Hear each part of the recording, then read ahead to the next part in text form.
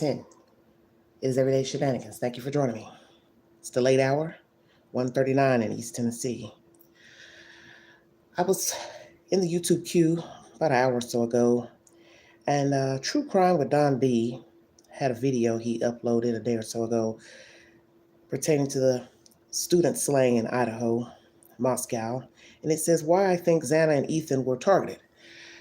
Many people would assume the target was Kaylee only because of her father, Mr. Gonsalves, speaking so frankly, vividly about his daughter, talking around uh, what I call circles, basically, about the wounds.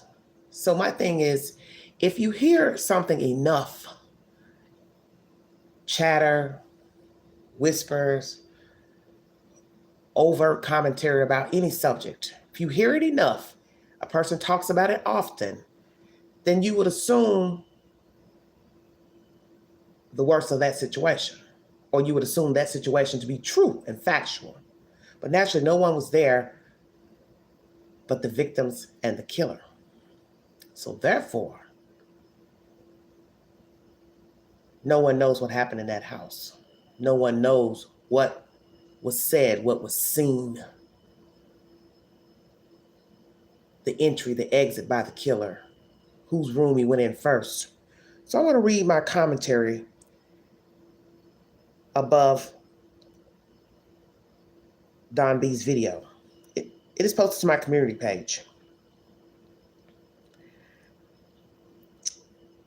I mentioned briefly that the target could possibly be one of the two, or possibly both.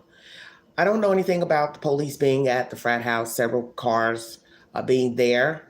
I've not heard that, and I haven't heard anything from the news about several police cars being at the frat house, excuse me. So I don't know what went on. I just know of some underage drinkers in a field, but I don't know if that's the same incident that he's speaking of, because I don't do any of the Facebook rhetoric, and I don't go searching for anything on Facebook. I just refuse to do that. I just prefer to stick to the evidence due to the fact there are 4 victims. And I know how things can get misconstrued with gossip. So I don't travel down that road in this case. So let's say there was an incident at the frat house between Ethan and someone. There's also rumors that something happened with an altercation. I don't know if it was verbal and physical or just verbal. They can't find a timeline pertaining to where the couple went after 9 o'clock or so after this party. Somebody says that they believe that he and the young lady were there. I don't know if that's true or not. But as I tell people, a person doesn't expect to be murdered, so therefore they can go where they want to go. If they want to take a drive out of town, if they want to go to the next town and go to the picture show, if they want to catch a movie or they want to go sit at the river or the lake, they can because, one, they're grown. And as I said, they weren't expecting to be murdered, so they didn't have to clock in and give their whereabouts. So were they at this frat house all night until returning home or not? The theory that these two are the target, Don B says he's leaning towards believing that they are. I'm going to read what I wrote on my community page pertaining to these two. I said, many don't dwell on Ethan and Xana, the Ethan and Xana theory. I've mentioned it briefly. Her room was on the other side of the kitchen wall, out of sight from the killer, if he came through the second floor, third floor sliders and windows. He had to see low-bearing partition wall, which he could look over to see downstairs and rooms below. Did he go down there and doors were locked, but scared to pick the locks or bust in? Did Maddie have her door locked or open? This is naturally on the third floor. Because newscast said the door was closed. Assuming all doors had keypad locked and closed, how did he get in to their rooms? If their doors were shut and automatically locked, how did the killer get in their rooms? So were their doors open or were their doors closed? Or possibly unlocked, I don't know. Was Ethan up or got up hearing a disturbance and a struggle ensued? He allegedly was outside the room near the kitchen. So what made the killer go to Maddie's room? Because naturally, people are saying her room is the room on the other side of the kitchen wall, which would be to the left of the kitchen. And you go around into the living room, and then her room is like a little narrow hallway. And that little hallway sits right next to the partition wall, the low bearing wall.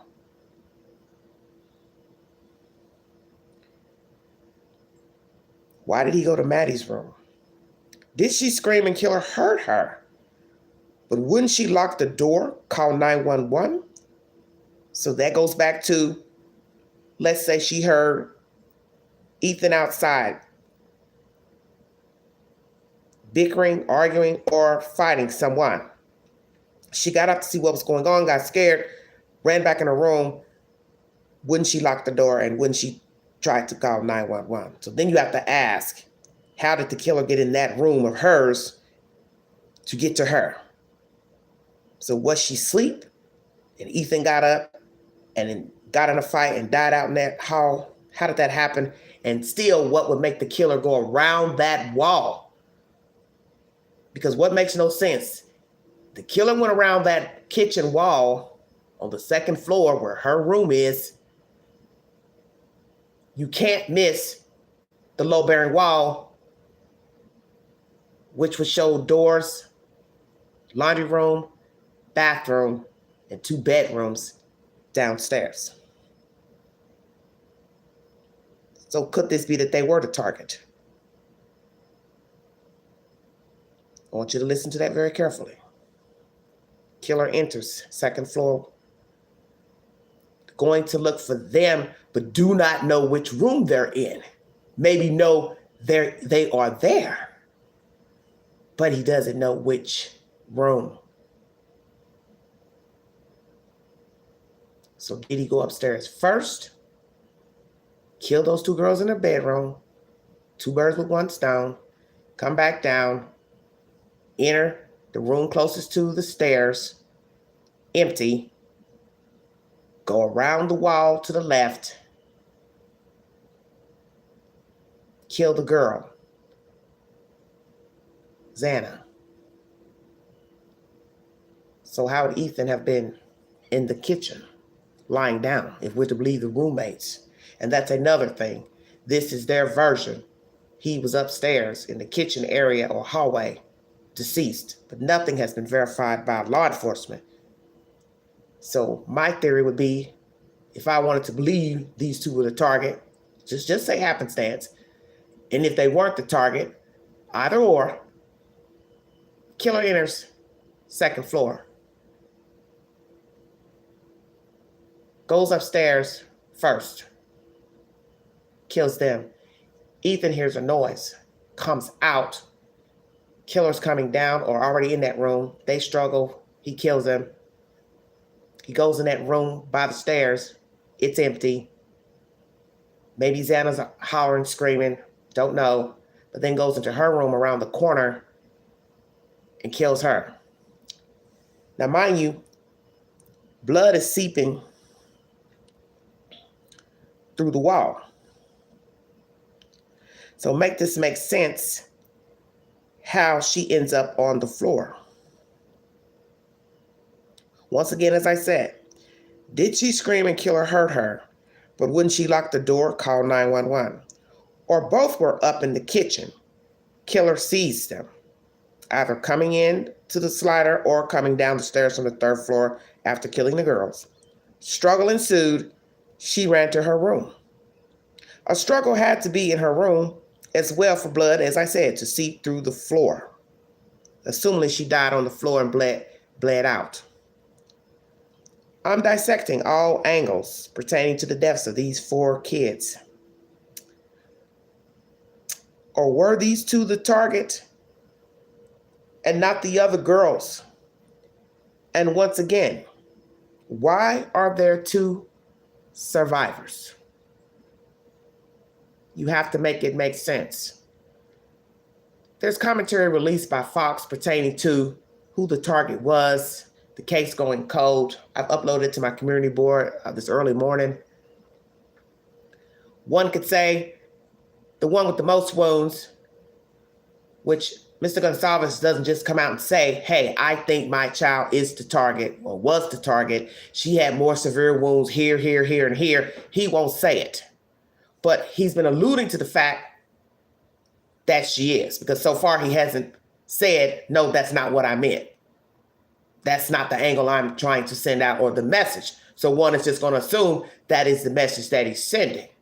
But could it be she fought the hardest?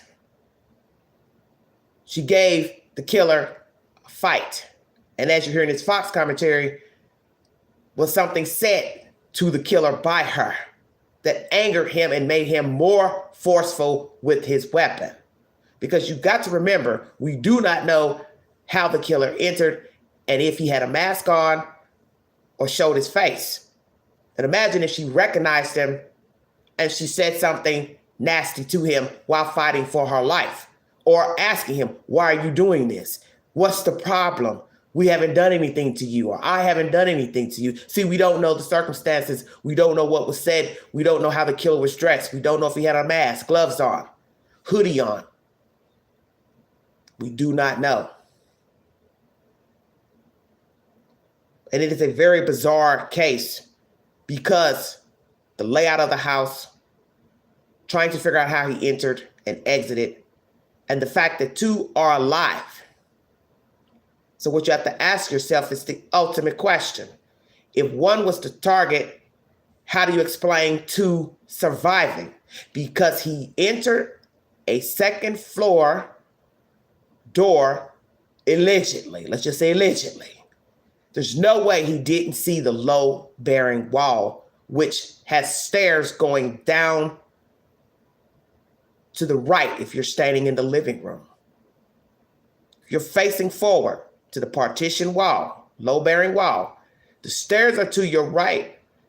There's no way in the dark, even in the dark, he couldn't have seen the wall and that it has an opening near the window to go down.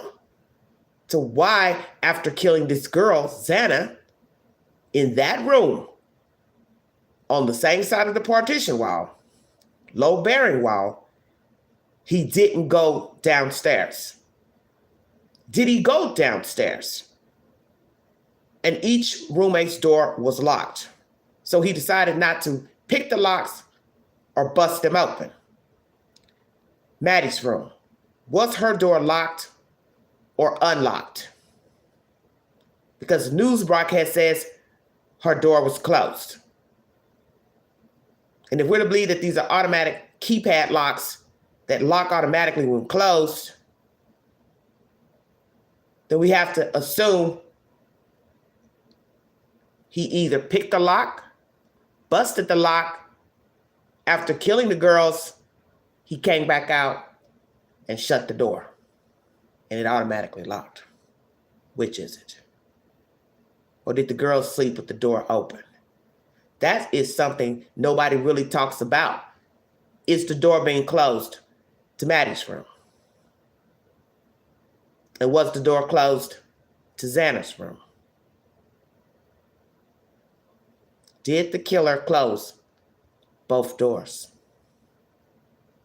Were Ethan and Xana the target? If we're to believe there was an altercation at this frat house between Ethan and someone or somebody's, they knew where he would be or assumed, but had not been in the house, but knew where he was, and then infiltrated the house once they thought all parties were asleep. Make it make sense. Because right now, the thing that's going to be tricky about the surviving roommates versus the decedents is the obvious. If each girl, Xana and Maddie and Kaylee, had locked doors, how did the perpetrator get in their rooms? Stay woke. How did he get in the room if the top floor room was locked with the girls in it? How would he have entered the room? Number one. And how could he miss the stairs going down to the bottom floor, going to and leaving out of Xana's room after murdering her. There's no way you can miss that wall and see the stairs going down, because naturally he would be of average height. He had to pass the wall, which will be on his right-hand side, to go to Xana's room. So he had to have known over that railing was the front door, laundry room, bathroom, and 2 bedrooms on the first floor. How did he exit out of the house? Katie may have been the target, but I think what is so sad about this story is the main focus is just on her and Maddie for some sick reason. And I believe it's because her father doesn't stop talking. Other parents have not come out. Don't you find that strange that they don't speak of their kids pertaining to wounds, manner of death, and sequence? And the fact that Mr. Gonsalves has said in commentary he didn't have to go upstairs is contradictory to his daughter being the target. Well, if the daughter was the target and the killer has been watching, assumes she was upstairs on the 3rd floor, then that is why he went up there. Because he assumed that's where she was, if he had been watching. And that's the point. If he had been watching. 2, had knowledge thereof. So which is it? The killer had no reason to go upstairs, but yet you're insinuating she had the most wounds. They did not match Maddie's. So then we would assume they did not match Ethan's or Xana's. That is where he confuses the public. Because as I said, he has not said to the public, no, I'm not saying my daughter was the target. He has not claimed that. So we're assuming that is what he's saying.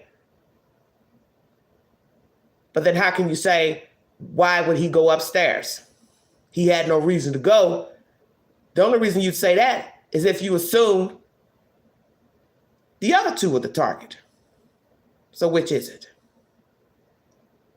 Kaylee, Maddie, both, or Ethan and Xana? If you'd like to donate to this great network, $sign McGanty 129 Cash App. All stickers and chats are welcome during my live stream. The other issue before I check out is Xana's father coming to repair the locks.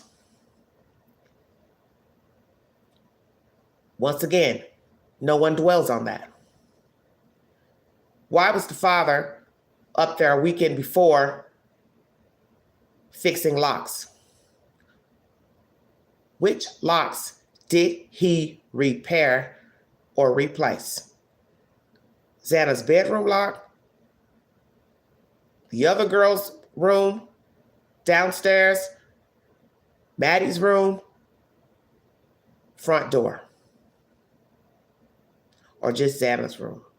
And had someone try or attempt to go in her room, break into her room, jimmy the lock, did she see signs that someone had been trying to go in her room?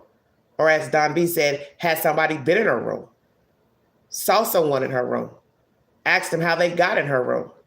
Has something come up missing? Something looked moved? Because you have to ask that.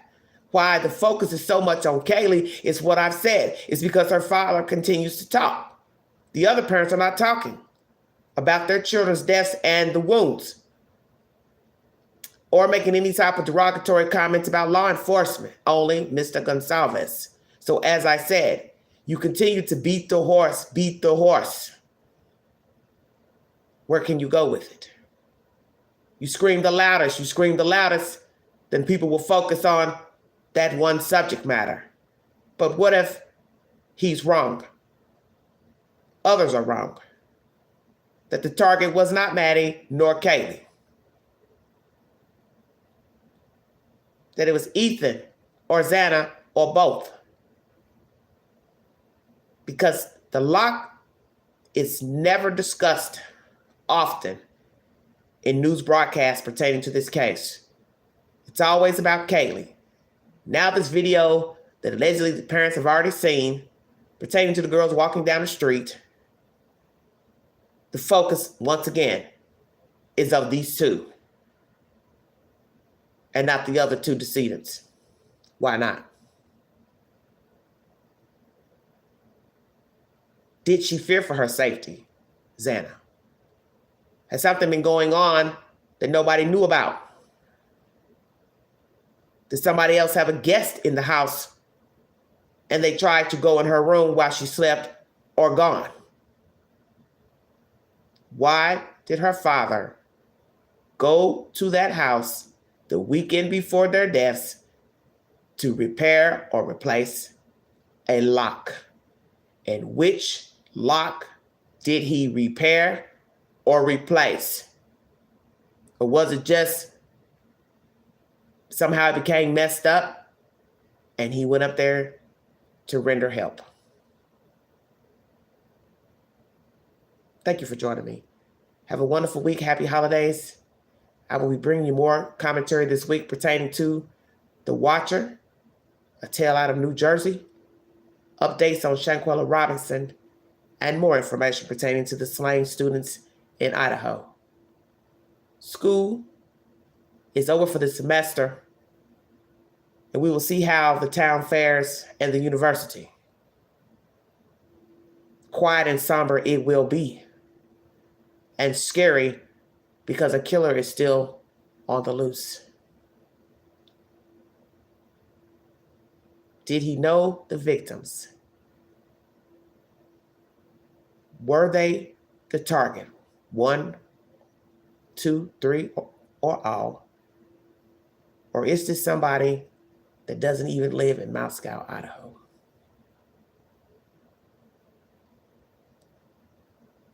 Something new to ponder on. Perhaps what many are thinking is not the truth.